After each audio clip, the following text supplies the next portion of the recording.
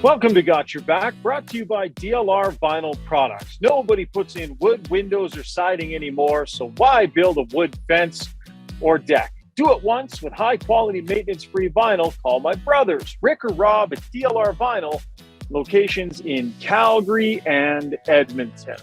Welcoming in Terry Ryan in this late hour out east, and Jason Strudwick back at Edmonton, fellas. I'm up here at the press box in the Saddle Dome after what I can only describe as a mind-numbing game that I just witnessed from up here. There's so much to unpack, so much to unload, but I think the place to start is to say 18 goals against in their last two games against the Calgary Flames Strudds. They have got to figure out a way to defend against this team, or this is going to be a short series. What's your headline tonight, buddy? Just the contrast from Game 7 to Game 1 of the second series. Right away it was seconds. And already some poor choices, some breakdowns that led to two goals right away. And I'm like, oh man, here we go.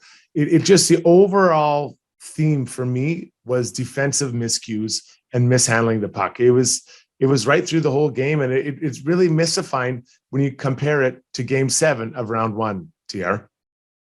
I just think they were intimidated.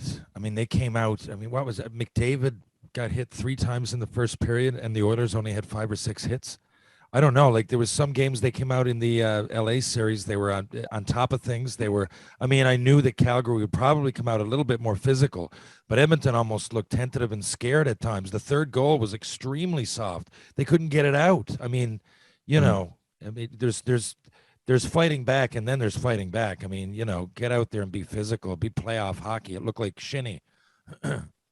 Yeah, no, that's tough to argue with that. Let's get into the nitty gritty. Let's really break this thing down, guys. And the breakdown is brought to you by Park Mazda, where the newly redesigned 2022 CX-5 has arrived. Check out the brand new all-wheel drive sport design trim with its turbocharged engine and see the available colors and trims in stock at parkmazda.ca. I think if we're going to break this thing down, I want to start with the goaltending. Holy smokes. Like Mike Smith, nowhere near good enough in the early going. Jacob Markstrom, nowhere near good enough for the entire night. The only reason this thing was close was because Markstrom basically let the Oilers back in at the score, flattered them. But TR, I didn't see a performance like this coming from either netminder in Game 1 of this series. No, and to be honest, it was 6-5, 6-4, 6-5. It could have been 8-2. I think, like, if the Oilers even think that was close, and the Oilers fans, it wasn't. It shouldn't have been 6-6. I'm disgusted watching that. I can't believe what I saw. Honestly, I thought they were poison. They were backing away from things. There's obvious. You're going to have the jitters, but I think the fans, I think the team, I think Lucic, the fans started yelling Lucic, and people were jumping out of the way like it was Dawn of the Dead, and he was patient one. It was insane. It was crazy. People started jumping out of the way. I don't know. They got to. And I know they're capable of it, but it just stood out to me. There's nothing but that in my eyes. I'm sorry. They look terrified. Not just physically. Struddy. Intimidated mentally. Yeah. Struddy, what do you make of that end of it?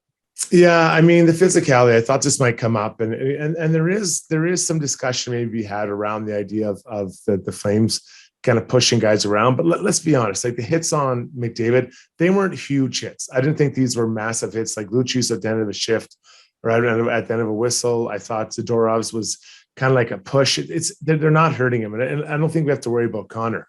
My bigger frame of concern is just being ready to play and understanding the moment. And I felt like they were surprised. They were surprised how hard the Flames came out, how they attacked them. And what's scary is the Oilers are waiting to see what the game was going to be like. Well, they found out in seconds that the Flames were coming at them. So it was really surprising how they weren't ready to go. And after that, I keep going back to that at Game 7. I saw such a complete team game. We didn't see anything like that last night. And there's really not a player, I think, that can look and say, you know what, I was okay tonight. Even the guys that scored 2 goals. Yeah, I'm going to come in right kind of in the middle between you guys because, TR, I totally hear what you're saying. And I was thinking similar things as I was watching. But Strudds, I know what you mean because it's not like McDavid got blown up to the point where he was, I get answer in the moment there. There's a couple of things that I didn't like. Cassian had an opportunity to line up on a face-off next to Lucic pretty shortly after. And he lined up on the other side. Now, maybe he was playing left wing.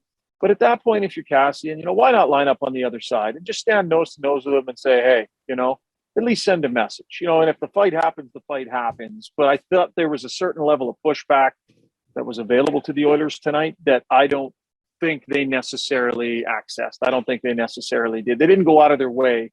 Evander Kane jumped in there, and that obviously needed to happen. But I think there was another level that they missed a little. TR.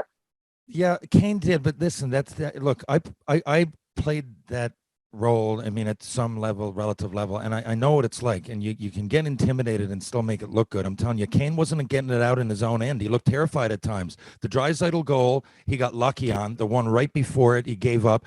The third goal of the game was soft. Him and Bouchard, I'm not sure what they were doing. And I'm not saying this is conscious. I'm afraid, like I'm physically afraid, but I can. There's Western Leaguers out there. Let's say we went to go in Prince Albert. If I block a shot in Prince Albert, it's going to hurt. If I block it at home in Tri-Cities, for some reason, it doesn't hurt. It's that mental thing, right? If it's the same thing, like taking hits and getting it out, like you just think you got more room at home and you can kind of see it. You got to talk your way through it. And it's not always like you're actually physically afraid. It's just, if you don't lock yourself in mentally and get ready, and the other team is, then it appears that way. And it's hard as the game slips away. I do think they'll come back. The Oilers they got a lot of guys that got not only pride, but starting with the goalie, he usually responds pretty well. So all is not lost. I just think they got taken. They got bamboozled, man. Like this was like, honestly, the Bantam team playing the Pee Wee C's at the Big Brother game at Christmas. Like Johnny Gaudreau shouldn't have such. I love it that he can play but it's the playoffs, man. He's skating around like mid-ice, just everywhere, weaving and what. I mean, you just can't let that happen. Strudds. One of the challenges I think for the Oilers in this series is understanding that each game it gets harder and faster. And there was a lift from Game 7 with the Kings up to this as far as intensity, and the Flames were ready to go. And they came out and they were flying. I saw a team that disconnected. The forwards and the D, especially on the rushes from Calgary, especially early. I saw centermen trying to make plays in the middle of the ice or to the middle of the ice, standing still. That's a risky game. If you're going to make a play, especially in your own zone or anywhere in the neutral zone, standing still, plays in the middle, it's just a dangerous game.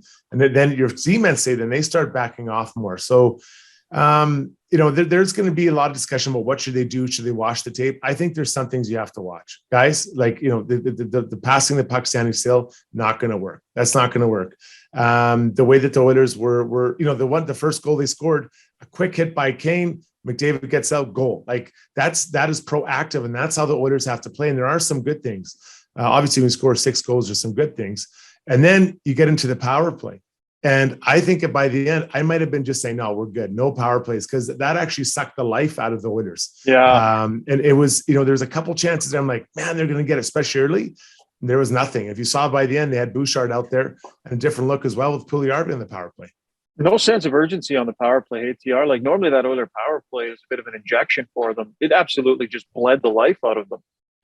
Yeah, it was a weird game from that point of view. And, as I sit here and just talk all about the negative aspects of the Oilers, the Flames shouldn't be happy either. Oh, that was pretty ridiculous. Yeah. I mean, no. You know what I mean? Like, that's why I'd have a bit of confidence here if I was an Oilers fan. Because I do think it was a one-off. I really do. And all is not lost. But, yeah, I mean, especially like just hockey 101. What do you tell kids? If things aren't working, just get it on net. And, you're dipsy doodling. It was lucky that the game was even close at times. So, to me, you just rip it on net and try to start from square one. I thought there were some passengers tonight that were passengers from the beginning and passengers right through to the end. Even when the Oilers pulled themselves back into that game, these guys couldn't find the requisite energy level and, frankly, physicality. And I will name names. I thought that Ryan Nugent-Hopkins wasn't anywhere near where he needed to be tonight. The number of hits that he swung on, couldn't count them on both my hands. I'd need to use both your guys' hands too. Ryan McLeod, same thing. This is supposed to be the playoffs and things are supposed to be a little bit uncomfortable. You have to be willing to get uncomfortable and play uncomfortable. I think the Oilers had a whole pile of guys tonight, and I pick on those two because they stood out to me, but there were a lot more. I don't think enough Oilers were willing to play the game uncomfortable tonight, Strudds. That's finishing checks, getting into the ugly stuff, but also just the requisite battle level. Too many passengers. Yeah, and it's a very fair comment, and I think they were trying to see what happens. How is this going to go? Well, you can't guess. You have to assume that this is going to be a hard series. And you know what? Quite honestly, I didn't think it was as physical as I expected. Yeah, I love TR's comment about Lucic. You can hear him coming a mile, from a mile away.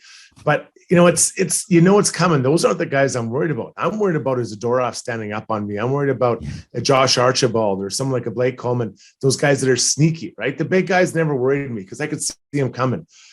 So for this group, they've got to sit back and realize that they have to take it way up, and get emotionally connected to this series.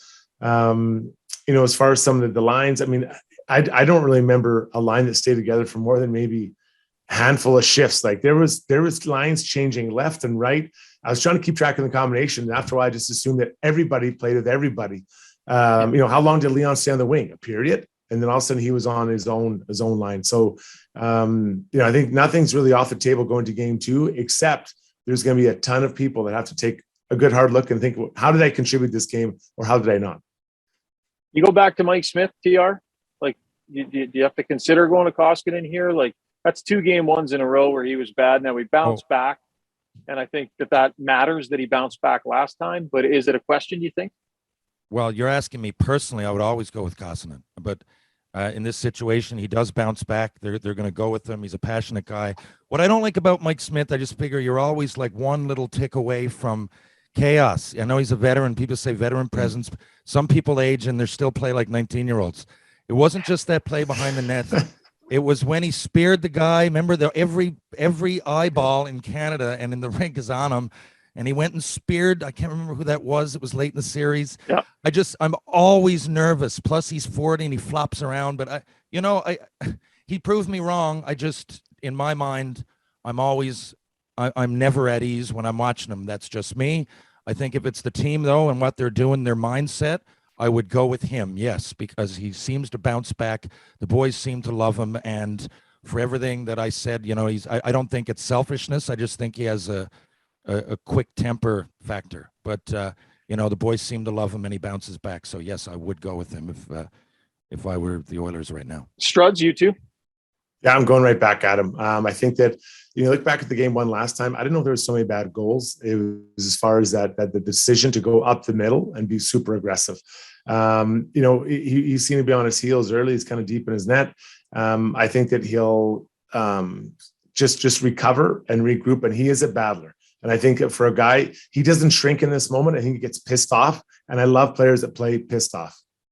It's one thing to make a mistake and go up the middle when you shouldn't. It's another thing to to not be ready, have a puck go through your glove first shot of the game, when everything is riding on, you need a good start. He let in some ones tonight that I thought were tough. I think if Koskinen had come in and been able to lock it down maybe just a little bit more, maybe there's more to talk about for next game. But he let in a few too. Let's get to the Average Joe's sound box.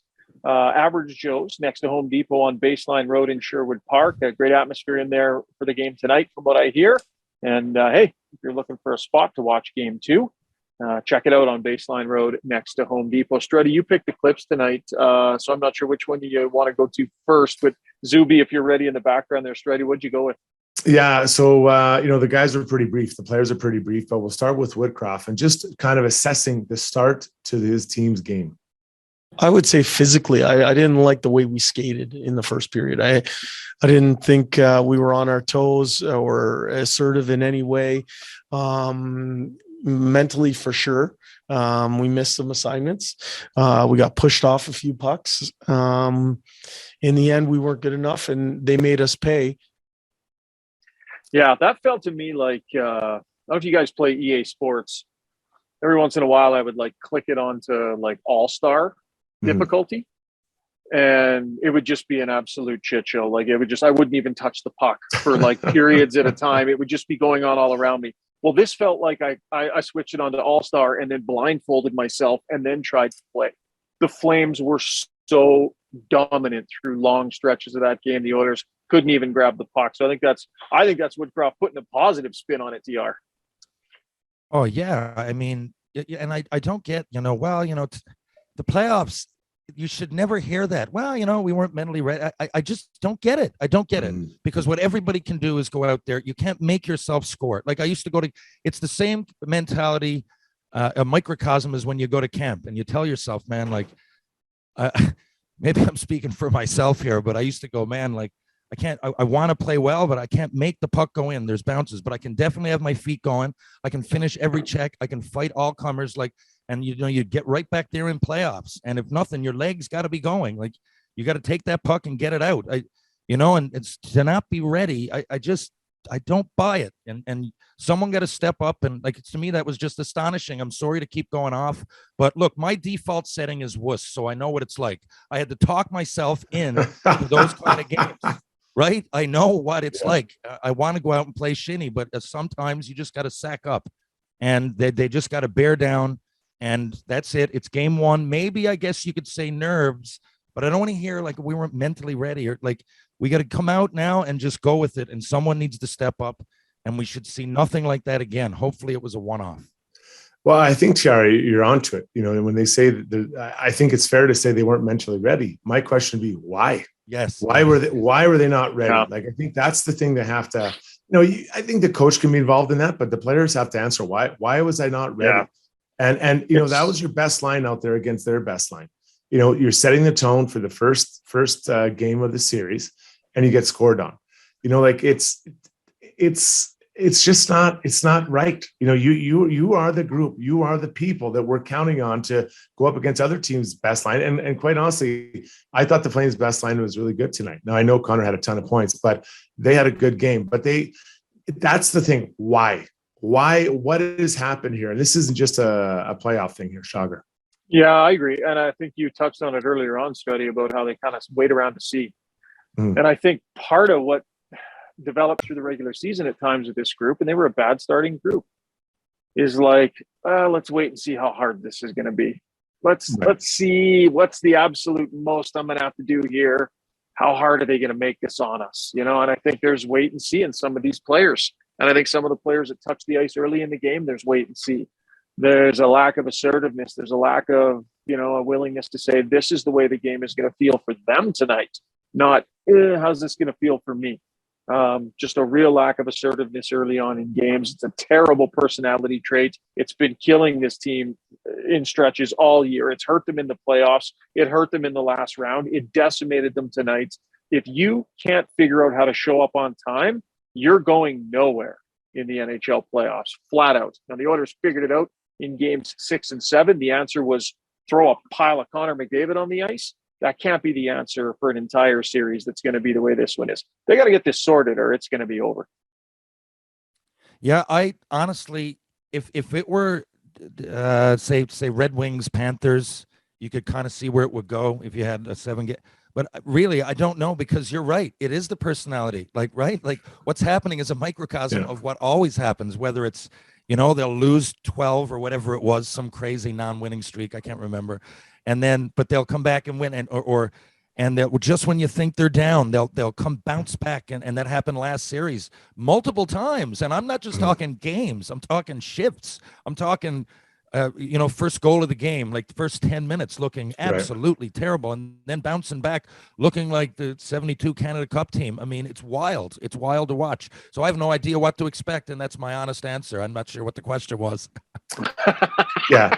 No, whatever the question was, you absolutely nailed it. And I think, listen, it's one game, and it was a really bad game. I think I'm taking two things out of this. I'm an Oilers fan. One, it just they weren't ready to go, and they seem to bounce back from the times, and they're humbled and I think embarrassed. I'd be embarrassed tonight if I had just come off that ice. The second thing is, we can't discount what Markstrom did or didn't do tonight. I thought he looked very weak.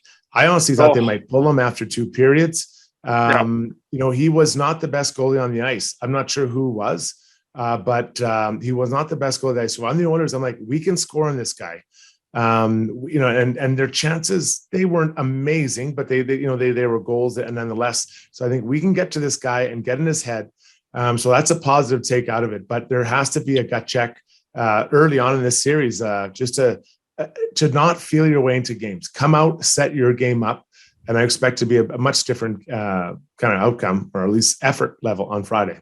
Back to the average Joe soundbox study. I know we had Darnell Nurse and Leon Draisaitl also talk post game. Which one do you want to go to?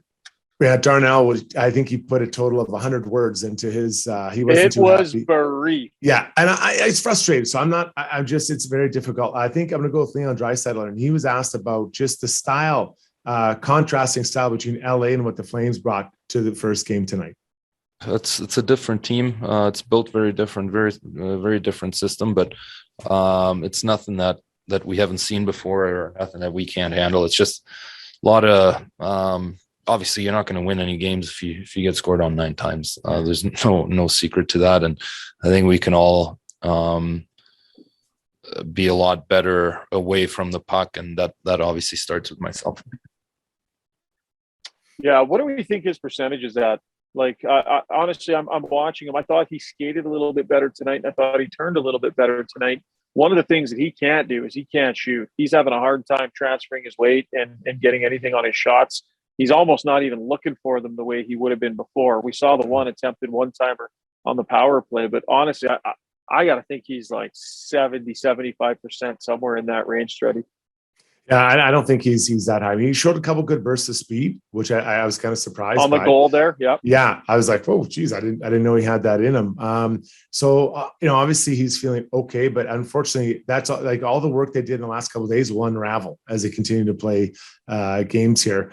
But I look at him, and people are quite critical of Puljujarvi on the Tkachuk goal when he passed into the middle and Puljujarvi's there, but he was kind of stationary and trying to make a pass through the neutral zone diagonally, which is, he is Leon Draisaitl, so give him a little bit of leeway, but it's, you've got yourself back in this game. I'm not sure that's the best to play at that time. So goes back to my initial comments. I thought the centers were not so much Connor, but a lot of decisions just trying to make plays where there weren't any. And, just high risk when you didn't need it. And then the D were wondering what was going on. The goalies are wondering what's going on. The wingers are trying to get back. Like, it was so just disjointed. So, I mean, as far as Leon, I thought he looked better than I expected. So that's a positive. But there's a lot of things going on around him that you really need to be tightened up, TR. Yeah, that's it. Is it a high ankle sprain? Is that what we're dealing with? Yeah, that's what's being reported. Yep. So that, I mean, I don't want to be morbid here, but that ended my career, right? That was it. I had a high ankle sprain in Dallas camp, and it just wouldn't. I kept trying to play through it, but the thing is, the pain shoots, you can't feel it at all, and then it shoots up your leg. So it makes you be really tentative. Like, I remember trying to get the puck out on the wall was a disaster. It was a total. 2 years, man, it took, and even now I can still feel it. So like, it was. I'm not saying it's going to last that long. I handled it completely idiotically and took like 7 shots of cortisone. But I'm saying it hurt, and it made me play really, really tentative. Right. So I'm not sure where that'll go. I mean, yeah, he showed some bursts of speed. I was surprised. I'm like, I kind of identify here. How's he going to be? But it hurts you agility wise, and you just subconsciously bail sometimes. It was a valiant effort, I think, for someone with that kind of injury. Result like this, Strudds, like, I know in the playoffs you got to just flush it. Certain losses are probably easier to flush than others. I mean, how do you think the Oilers will process this? And is this tougher to flush than, a different type of loss? Because they had to feel, though they got themselves back into this, they had to know how badly they were dominated for such long stretches. Yeah, and they were. And I don't think there's any disguising it. I mean, you can see by the guys and their post-game comments, they were impressed. But I think for me, the hardest thing would be I'd be disappointed in my own effort. Right. I can handle losing. But when you get beat like that because you don't bring your best, I honestly, I found it embarrassing when that happened to me. And not that it happened very often, but when it does, you're just like this. I can't believe this is happening. So I think they'll take it as a big motivator heading to the next game, because TR, it's just, they didn't show their best. Like, no one really showed their best. Even Connor had 4 points. It was good, but you're the captain. You're kind of responsible for the emotional preparedness of the group. Totally. And exactly. And that's why I think they'll come back, for all the reasons mentioned. I think they'll come back a lot stronger. But if I'm Calgary, though, think about this. And we've all played, by the way, Ryan, your hockey DB is mystifying. You played major junior on one of the biggest dynasties ever at the tail end of it. And you didn't play anywhere before or after. I don't get it. I don't get it. Anyway, we'll talk about that tomorrow. But we've all been in situations, man. I don't know, man. If I get 9 goals and the team gets 5, 6, 7, I'm going, what the hell's going on? Like, there's a lot of holes here. And I go again, most of them were Markstrom, but still, you're still getting in those positions. And, you're talking about putting a team away. God, you get 6 and then they come back. I don't know. I'd really be building off that. What do? You got to take the positives because you don't have a choice. So, identify the negatives. They all know every single word that we've said. They've all contemplated. They all know that. Now, what you just got to go out and take the positives that we scored 6 goals and we couldn't play any worse. Do you know what I'll say, guys? And I'm not trying to sound, honestly, I'm not trying to sound homerish because whatever, I don't care and I don't cheer and I'm not, I'm from Edmonton, but I have to say the atmosphere in this building wasn't even close to what it was in Edmonton. And maybe I'm not sure why that would be, or I don't know, maybe it's because we were deeper into the series before or whatever, but the noise is very different. It's a different crowd in this building. It's not as sustained. It's not as intense. I don't know if it's the acoustics or whatever. But I was noticing that sort of as the Flames came onto the ice, I was sort of like, huh. So yeah, I don't know. Just thought I would throw that in there. That was kind of noticeable tonight. But the Flames clearly played off whatever crowd noise there was and had a hell of a good start. But nobody in the league scored more goals first than the Calgary Flames this year. 54 times out of 82 games, they scored first. And I don't know, TR. I don't know if it's the smelling salts on the bench or whatever those things are, that those are the ammonia or whatever it is those guys are sniffing. But maybe they all need, a little bit stronger for the next game early on. By the way, yes, agreed. And I didn't realize that because when you're watching on TV, I can't really tell which crowd, they both seem pretty intense at times. Yeah. That's why I love the viewing experience in an NHL arena. It's completely different. But that's interesting. I mean, who knows? It seemed to me that whatever the crowd was, that Calgary fed off it. Edmonton didn't. And, it's a long series, so we'll see. As far as waking themselves up, check out Shoresy now on Crave. Hey. May 13th, and on Hulu in the United States, May 27th. You know what, buddy? Let's wrap up the breakdown here. Brought to you by Park Mazda, your dealer for life in Sherwood Park, off Y Road. Visit parkmazda.ca. And thank you to our good friends at Park Mazda for their sponsorship of the breakdown. Okay, with that business done, we do got to plug a couple of things for you here because you've got a podcast, Tales with TR. I'm going to hop on there tomorrow. Yeah. So I'm not just plugging it because I'm going to be on it. But really, that's not the only reason, I promise. Yeah. Well, thank you. I appreciate it. We're at episode 103. And the first few were haphazard, but the last year or so, I try to put out one. I put out one like solo little monologue, I guess you could call it. I'm just, I'm just yapping all the time. I might as well turn on the microphone. And then that's on Monday or Tuesday, and then Thursday or Friday I have a guest, of which you'll be one, and Strudds, hopefully, which you've already agreed, Strudds, a few months ago. We'll do that at some point. I just I'm on the go so much, and sometimes it's usually people I know, it's acquaintances. I really enjoy that. It's less of like, hopefully I can get Austin Matthews and interview him, or it's more like people that I've come across and stories that we can tell about the game. It might be current events to some degree, but sometimes I just take my computer with me. If I went to Toronto last week and knocked a couple off there. We'll talk by Zoom tomorrow. I just enjoy the journey. It's kind of my life is a journey, and it's all the tree is hockey, and all the branches kind of around. Struddy, who we had on a few weeks ago was Randy Petruk. Oh, geez, nice.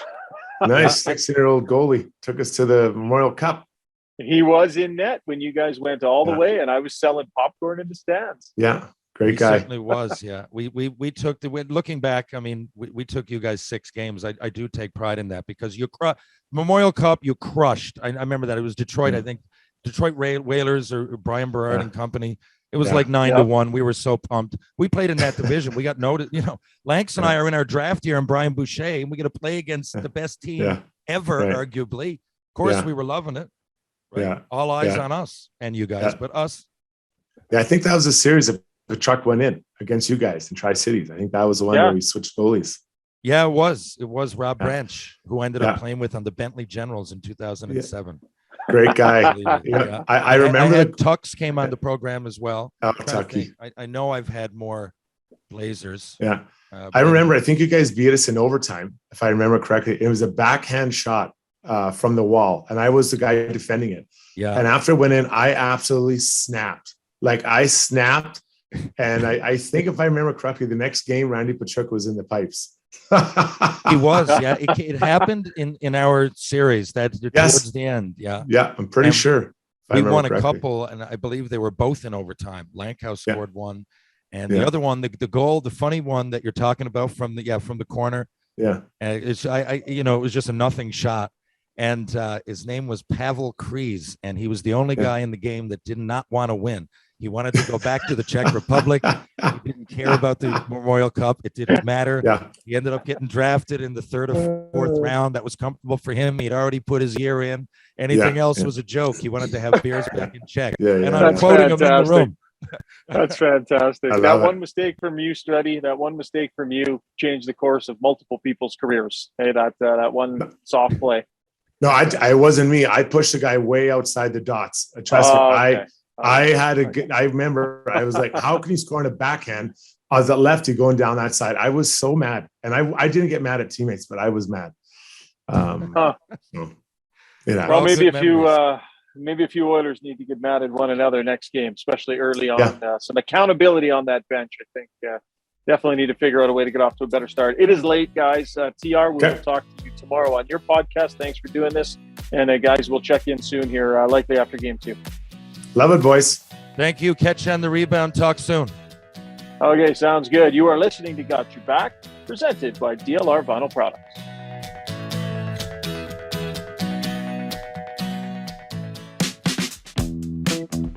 Hey, Struddy, question for you. Have you ever tried putting in your own fence?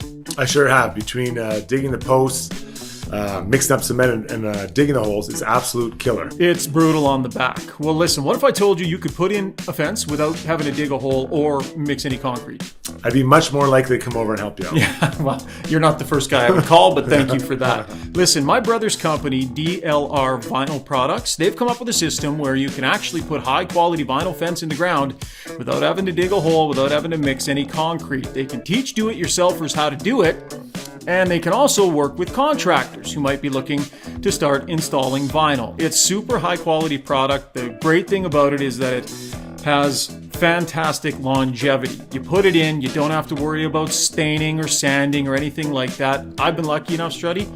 They've put in multiple fences in my different yards, and they've built me 3 decks. I have totally abused the fact that my family is in the fencing and decking business, but it's great product. Give Rob a call in Calgary or Rick a call here in Edmonton. This is a company my dad started. It's a family business. I'm super proud of it, and I'm very proud that they are our title sponsors. That's DLR Vinyl Products in Edmonton and Calgary. Hey, it's Ryan Rishaug. While many are feeling the sting of inventory shortages, Park Mazda has you covered. They've got new Mazdas arriving every month, including the redesigned 22CX-5 in whatever color you're looking for. They've also got a huge selection of used vehicles with new arrivals every week and some of the most competitive interest rates on cars, trucks, SUVs, and more. Park Mazda, your dealer for life in Sherwood Park, off Y Road. Schedule a test drive at parkmazda.ca.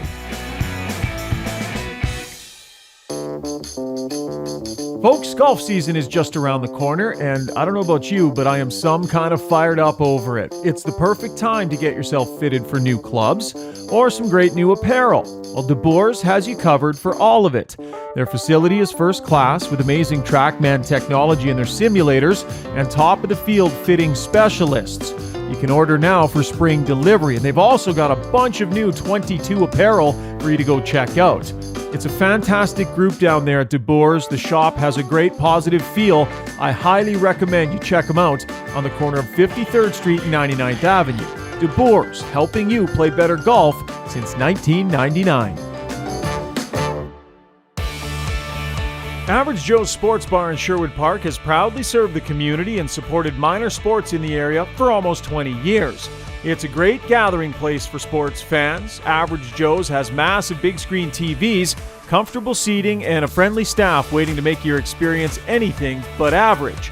Come check it out on Baseline Road, right next to Home Depot, or make a reservation by calling 780-417-1113.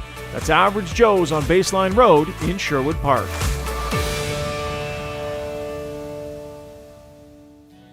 All right, time now for Who's Got Your Back, brought to you by DeBoer's Golf Shop and Fitting Center, helping you play better golf, your local golf shop for the last 23 years. If you have any golfing needs whatsoever, if you're going to head out to the links soon, stop by DeBoer's. Clubs, apparel. You want to work on your putting, get in the simulator, straighten out your driver. DeBoer's is a must stop for you as you're heading out to the golf course and getting your golf season sorted out.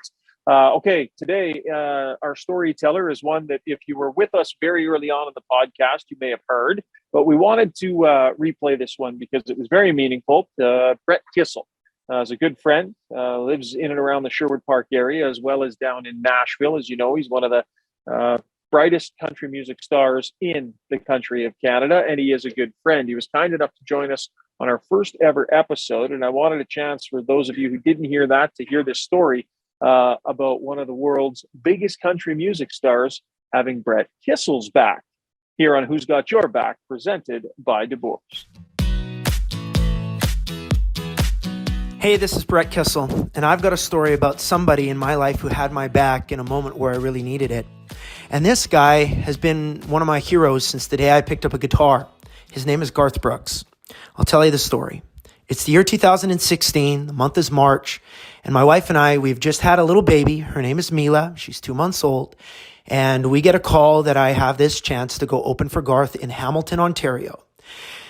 So Garth has 6 sold-out shows at the First Ontario Centre, and this comes at a wonderful time in my career, but obviously a very interesting time now in my life, trying to navigate the new work-life balance with a newborn.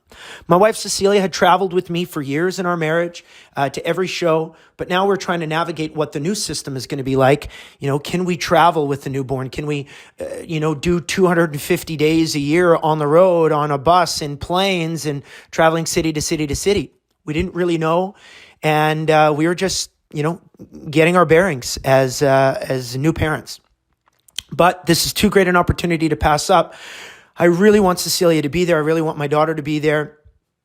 Now, the challenge leading up to that is that I had already been on the road for probably 3 weeks, and in a lot of ways away from my family, coming in and out, but most of the time away. So we really needed to be together, and knowing that I was going to be in Hamilton for at least 6 nights, this is the perfect opportunity to meet up with Cecilia.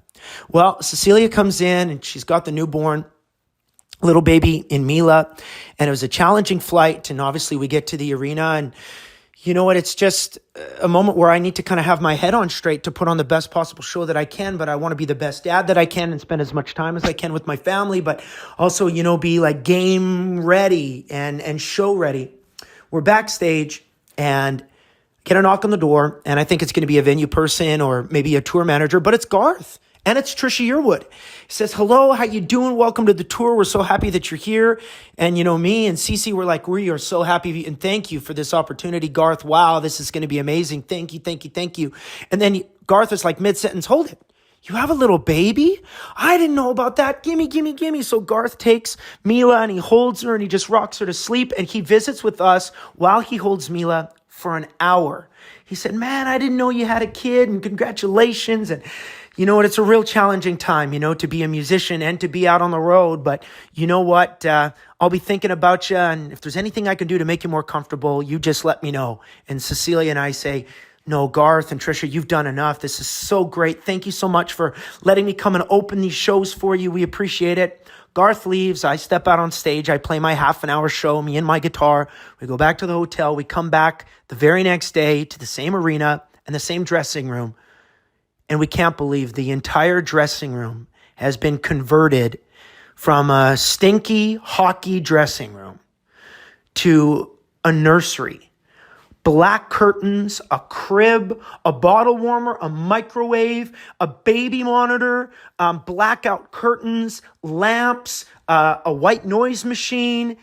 Just everything. It literally looks like he took a catalog from West Coast Kids and converted our arena dressing room to the most gorgeous nursery. And I have no idea how he did it or how much money he spent, but we could not believe how beautiful this room was. And Garth knocks on the door and he comes in and he says, I know firsthand how difficult it is to, be traveling with your family. So I wanted to make sure that this was as comfortable, a moment for you and for Cecilia and for this little newborn Mila.